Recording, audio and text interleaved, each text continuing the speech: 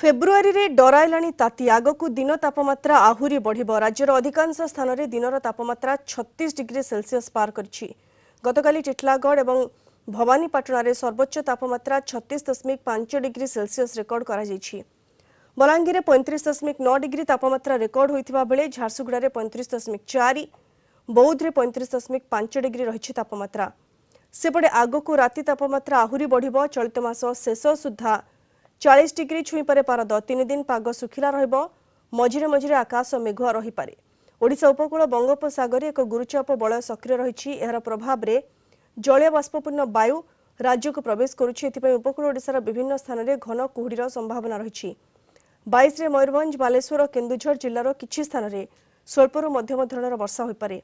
23 तारिख रे केन्दुझर, मयूरभंज, बालेश्वर, भद्रक, केन्द्रापड़ा, जाजपुर और ढेंकानाल जिल्लार किछि स्थान रे स्वल्परू मध्यम धरणर वर्षा नै पूर्वानुमान करिछि आंचलिक पाणीपाग केन्द्र।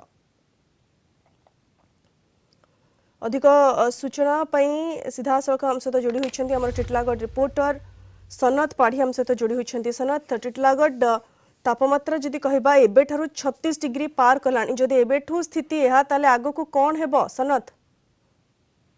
देखो एलिना, ततलागढ़ नाम परिचित टिटलागढ़ रे वर्तमान ग्रीष्म प्रभाव आरंभ हो जाइए। टिटलागढ़ तापमात्रा वर्तमान 36 डिग्री उपरे रोचे। गतकाली टिटलागढ़ तापमात्रा 36.5 डिग्री थिला, किंतु टिटलागढ़ रे सकाळ टिके ठंडा लगुता दिन 10टा रु तापमात्रा बढ़िबारे लागिछि एवं दिन 1-2टा हेतु गरम अनुभव होछि एवं झांझी पवन सांगरे रास्ता घाट मध्य धीरे धीरे सुनसान हेबाकू लागिलानी। टिटलागढ़ रे तापमात्रा एते वृद्धि पाइबार कारण फेब्रुआरी मास अधारू टिटलागढ़ जदि एते तापमात्रा हेलानी, आकु 3 मास अछि, आकु परिस्थिति बहुत असंभाळ हेबो एलिना। बिल्कुल सनत, साधारण लोक माने केते या द्वारा प्रभावित होउछन्ती एवं कोठी ना कोठी फेब्रुआरी शेष सुद्धा ये मध्य अनुमान करा जाउछि 40 डिग्री ऊपर रहबो तापमात्रा। तो साधारण लोक केते प्रभावित होउछन्ती सनत?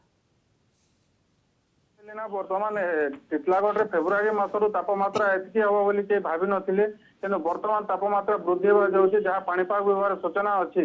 फेब्रुआरी शेष सप्ताह सुधा 40 डिग्री ऊपर टिटलागढ़ तापमात्रा रहिबो।